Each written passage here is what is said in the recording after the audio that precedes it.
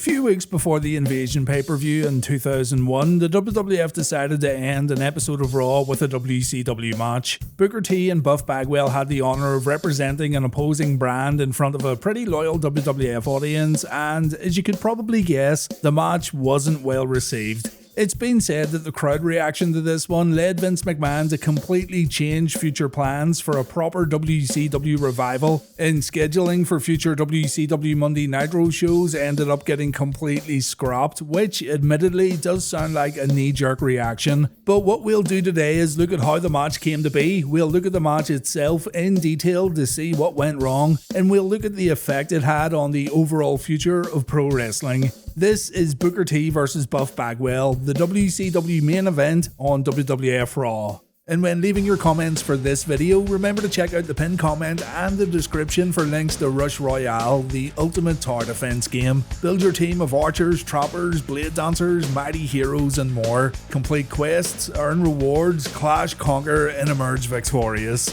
Rush Royale features single play, PvP and co-op mode, so you've got a lot of choice right here in regards to how you want to play. And check this out, Jake Paul, yeah, that Jake Paul, is available as an in-game character for a limited time only. You've always wanted Jake Paul in your pocket, right? Well, now's your chance. Jake can pull off a super punch, a move he surely perfected in his boxing career. He has hype and energy passive abilities. He has a unique memory photo ability too that helps him reduce monsters' defenses on the field. Old Jake just has to look at these goons and their defenses drop immediately. Unreal. Defend the damn tower with Jake Paul, put your defenses down, and remember to merge and upgrade your units to ensure a clean victory.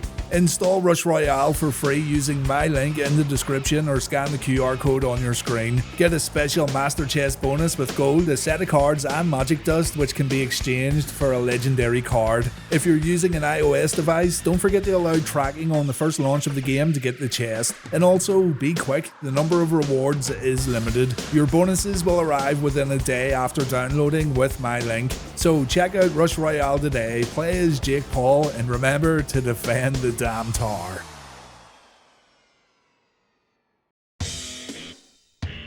On the night where Vince McMahon announced he had purchased WCW, the atmosphere over in Panama City Beach, Florida was said to be a little weird. There were guys that were happy that WCW was finally coming to an end, while others, naturally, were worried about job security. Shane Helms talked about looking at everyone backstage and trying to work out where they would fit if they were called up to WWF, saying that many people burned bridges long ago, but there was still a mixture of hope and sadness around the whole thing. On Raw that fateful night, on the 26th of March 2001, Vince McMahon stood in the ring where he bragged about taking control of WCW, and he wanted to gauge interest in regards to wrestlers that fans still wanted to see who currently worked for WCW. Hulk Hogan and Lex Luger didn't get great crowd reactions, but fans did cheer for Goldberg, Sting, Scott Steiner, Booker T and Buff Bagwell. Buff Daddy saw this as a good sign. He said in an interview that he kinda knew he was going to get picked up after hearing the Raw crowd react favourably to his name getting mentioned. And while it does sound like Buff may have been jumping to conclusions a little bit here, he was still more hopeful about his chances than what he was beforehand.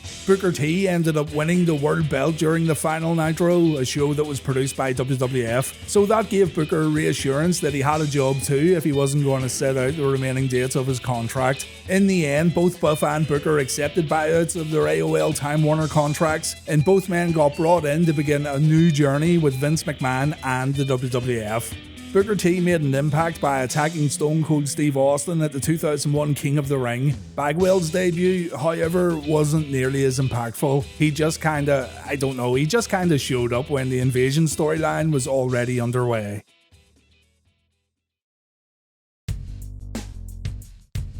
Judging by practically every account you read online, the WCW guys who came over to WWF for the Invasion angle weren't liked very much by the WWF roster. The locker room was segregated. On one side you had WWF guys, and on the other side you had WCW guys. This was confirmed by Shane Helms during an interview. Speaking of Shane Helms, he and Buff Bagwell got into an altercation very early on, and many believe this altercation was what pretty much sealed Buff Bagwell's fate in WWF. And keep in mind too, this all happened before Buff even had a WWF match. The WCW guys were complaining about WWF rings, so they were all given workout time to get used to the bigger size and different ring ropes used by WWF in comparison to WCW. Shane was dealing with a bad shoulder at the time, and everyone knew he had a bad shoulder. He and Buff start trash talking each other at one of these training sessions, and it ends with Buff slapping Shane and Shane retaliating by throwing a water bottle at Buff Daddy. Please remember too that this recollection of events is from Shane Helms himself on the Sam Roberts podcast. Folks said it was a frozen water bottle, including Buff. Shane said it wasn't frozen. The water bottle ended up busting Bagwell wide open, so blood's flowing everywhere, and Shane's like, oh no, what do I do now? But it turned out that the water bottle incident was one of the best things that could have happened to Shane. The following week on TV, the APA took Shane's bag and they brought it over to the WWF side. Steve Austin approached Shane and he patted him on the back, and Shane earned the respect of the WWF locker room for standing up for himself in dealing with what many believe to be this loudmouth who just walked in thinking he owns the place. According to Bagwell, Johnny Ace, Fit Finlay and others approached Buff to ask what happened, and Buff said he slipped and fell, trying to cover up for Shane, saying as Shane's spot in WWF wasn't as ironclad as Bagwell's. Bagwell also said Shane was almost crying when cleaning Buff up afterwards in the bathroom. So yeah, believe what you want to believe, but the altercation did happen. It happened in front of a bunch of WWF guys, and Shane came out looking better than Buff afterwards. So, even before this Booker and Bagwell match took place, Buff was already on bad terms with the WWF locker room, and according to everything we hear about the locker room back then, this would have been a very difficult spot for Bagwell to climb out of. There was also a story about Bagwell showing up to WWF studios in really bad shape. Not sure if this was for a photo shoot or pre-tapes, but according to Bruce Pritchard, he was in a really bad way. I really wanted to be fair here and give recollections that are both for and against Buff Bagwell's actions, but pretty much every account of this time period's the same. Everyone says the same thing about Bagwell's short run in WWF, and the only person who defends Buff is Buff Bagwell himself. WWF Raw's War took place in Tacoma, Washington on July 2nd, 2001, and the show was going to be main evented by a WCW match. The match, Buff Bagwell vs Booker T, took place the night before at a house show. Unfortunately, the historic significance of such a match gets overshadowed by a negative crowd reaction, but I think it's incredible that this thing even took place. A WCW match happening on Raw was a fantasy booker's dream. Folks who watched the entire Monday Night War from start to end were very intrigued about what was going to happen, and just the mere thought of a WCW match taking place in a WWF ring was enough to get fans tuning into Raw to see how it would all play out. This was an experiment. We'll talk a bit more about what was supposed to come of all this, but first let's see what happened in the final 15 minutes of this particular episode of Raw, and then we can circle back. Now, if you've no idea why this match is so infamous, you only need to do a quick Google search and about 95% of the search results will mention how bad the match was, how awkward it was, how downright putrid the whole contest was from start to end, and how it led to the real final nail in WCW's coffin. Keep that knowledge in mind, because those who haven't seen this match are going to go into it after reading those internet articles and they'll expect the absolute worst match in Raw history. The match was announced by Shane McMahon at the beginning of Raw. Shane said Linda McMahon was watching with her attorneys and she'd be very upset if Stone Cold Steve Austin got involved in this main event. Keep this in mind too, because we'll circle back to this also. Paul Heyman and Jim Ross leave the commentary table for the main event. WCW graphics are placed at the entranceway and a WCW logo shines in the ring. There's even a new WCW ring apron. Shane McMahon makes his way down to the ring to welcome the commentators and special guest ring announcer for this historic match. On commentary, we've got Scott Hudson and Arn Anderson, and announcing the superstars to the ring, it's Stacy Keibler. The crowd reaction so far has been lukewarm at best, but the crowd reaction do boo loudly when Stacy announces Nick Patrick is the referee for tonight's main event. William Regal then comes out to tell Shane he has to leave the arena while this match takes place, and Shane says it's all about the wrestlers anyway, so he's happy enough to head out. Booker T, the champion, comes out first for some reason. His reaction was okay, and Bagwell then comes out to a decent reaction too. Nothing brilliant, but nothing necessarily bad either. The competitors are now in the ring. Buff Bagwell poses while Booker T looks pretty determined, and just as the bell rings, Bagwell launches an attack on Booker.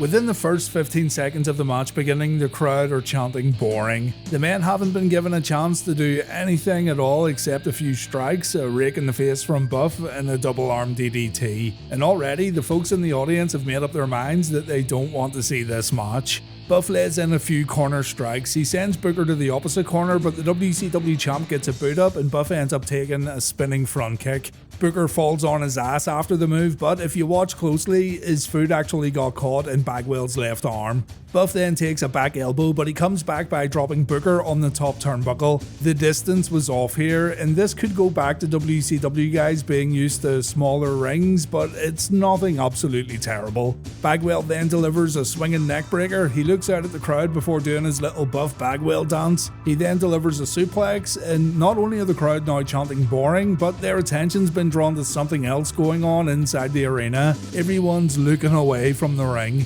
What do you do when the crowd's not enjoying the match? You go for the chin. That's right, but even some chin work won't save this one. Buff then drives his knee into Booker's back. Everyone's still looking at something else going on in the crowd, and as Booker starts fighting back, the audience start chanting, "This match sucks." There's absolutely no saving this one, even though personally I don't think neither Booker or Buff have done anything wrong. Nothing that warrants this kind of reaction anyway.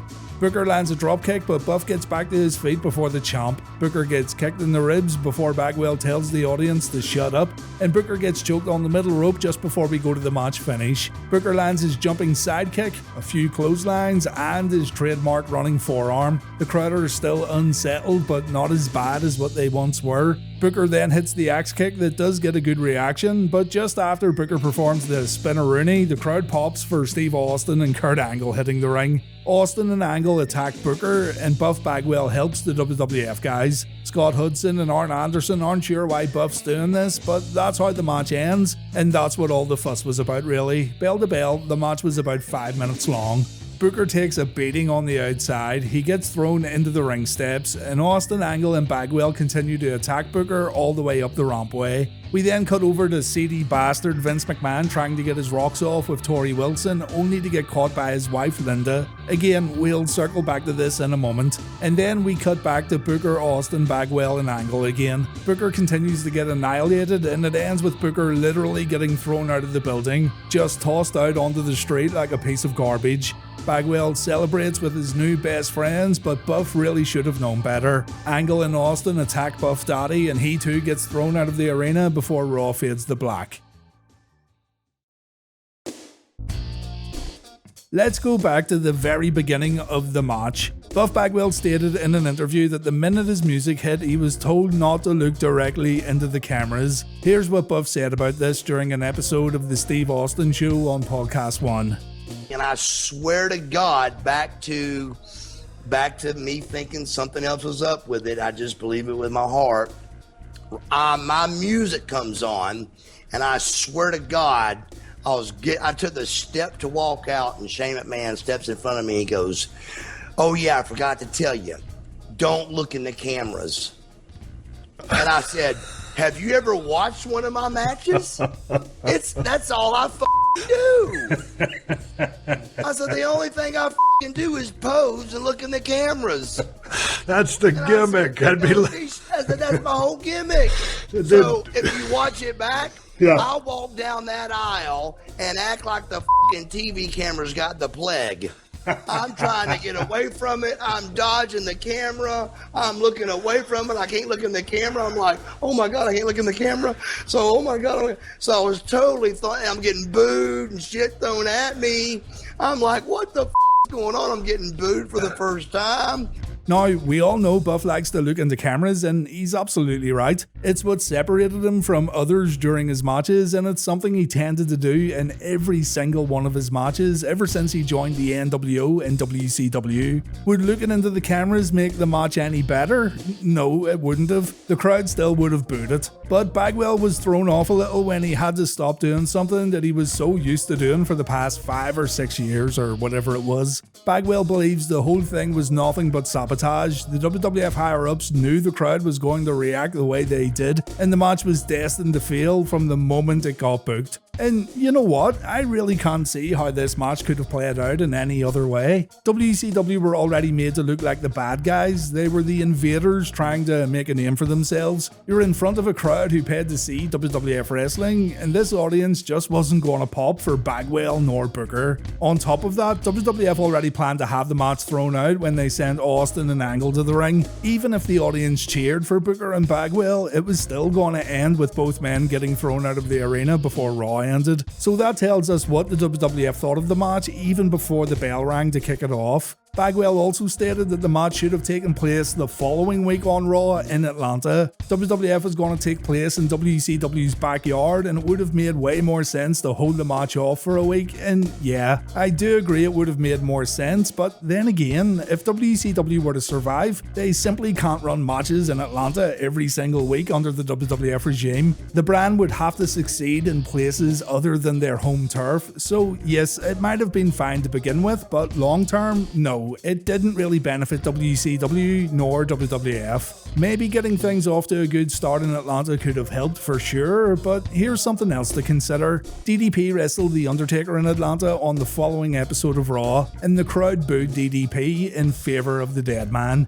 These were WWF audiences the guys were wrestling in front of. WCW was considered a laughingstock by many WWF viewers just before the doors closed. So while a WCW match happening in a WWF ring is a historic moment in wrestling history, it was always gonna be like this. In the same Buff Bagwell interview, Stone Cold echoed my feelings towards the match pretty much word for word. Austin said the Buff vs Booker match wasn't great, but it wasn't bad either. It wasn't the worst thing in the world, and even Stone Cold says that reports about the match and what everyone says about the match is blown out of proportion. I wholeheartedly agree with that, and trust me too, I watch a lot of matches on a weekly basis while noting down everything that happens from bell to bell. It wasn't a good match, but I've seen way worse during WWF and WCW's peak years.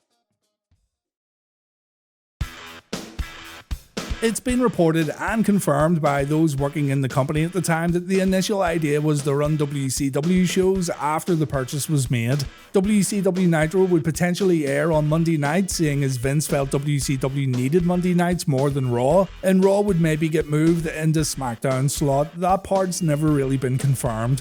Vince McMahon apparently watched this Buff vs Booker match and he decided to completely cancel the WCW television revival. Nitro wouldn't make a comeback on TV, there would be no WCW pay-per-views moving forward, the deal was over, and WCW could instead exist alongside ECW as the Alliance stable. Remember when Linda caught Vince with his pants down? According to Dave Meltzer, and yes I know Dave Meltzer, but let's entertain this for a moment. According to Dave Meltzer, this was going to play into the Linda and Vince divorce angle where Linda's lawyers would get her the Monday Night TV slot as part of the settlement. This was going to be how Nitro would begin airing again every week. If you remember back, it was actually Linda who said the WCW superstars should get time on Raw. Meltzer said he spoke to a man named Ed Cohen, head of scheduling at WWF during this time period, and apparently 6 to 9 months of WCW dates, including cities and booked venues, were all completely scrapped, and Ed had to go back and cancel a lot of shows because Vince McMahon felt the audiences weren't going to accept World Championship Wrestling moving forward. It seems insane that the history of WCW, the stories, the rivalries, everything about that company that had millions of fans, the fate of WCW's legacy and its future was all on the line in that one Booker T versus Buff Bagwell match. And it almost sounds difficult to believe, but if you know anything about the way Vince McMahon operates, then you know that changing things at the very last minute seems to be one of his superpowers. Many times you'll read about episodes of Raw and outcomes of matches getting changed days, hours, even minutes before they take place, so it really shouldn't be surprising at all. But I do think WWF underestimated how much some fans really loved WCW. The fact that it was all judged by one crowd reaction on WWF Raw still seems absolutely crazy though. I mentioned this in my old Invasion videos, but I really do believe that a little more patience was needed with this whole thing. But that's what happened apparently, and WCW is a true separate brand and company, not a faction, but a true separate entity altogether, was pretty much dead when Raw ended that night. There was another WCW exclusive match on WWF television though that no one really brings up. On the July 5th, 2001 episode of SmackDown, Booker T wrestled DDP in a match that had the complete WCW branding just like Buff vs Booker, but the decision was already made to scrap WCW as its very own program before this match took place. DDP vs Booker was taped the day after Raw, and yes, the fans reacted much more favourably to this match in comparison to the Bagwell match.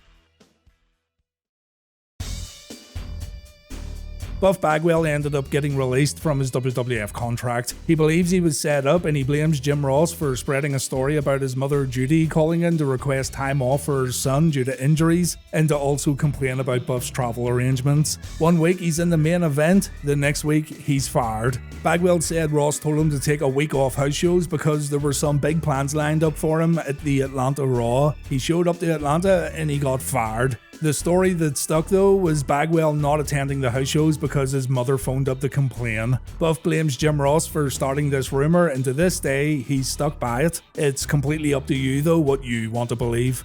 Jim Ross said Buff had a higher opinion of himself than what Vince McMahon did. Ross is just the bad guy in all this because he's the one that has to deliver bad news. And it all comes down to Buff's lifestyle at the time being way too much for the WWF to handle, and Bagwell just not being a good fit for WWF television. McMahon didn't see any money in Buff Bagwell apparently, but again, that's for you to decide as a fan. Bagwell does seem to be pretty polarizing, but personally speaking, I think he had a lot to offer. He just needed to be in the right frame of mind, and WWF would need to take a bit more care about how they present him. Booker T had some obstacles to overcome, but he became a mainstay on WWF and WWE television. When all was said and done, Booker had a great run and he became a two-time Hall of Famer. And as for WCW, well, the WWE would eventually realize that a lot of people still had nostalgia for the company, and they would end up bringing out quite a lot of WCW DVDs, documentaries, and other merchandise. But the WCW name pretty much died after the Invasion angle wrapped up.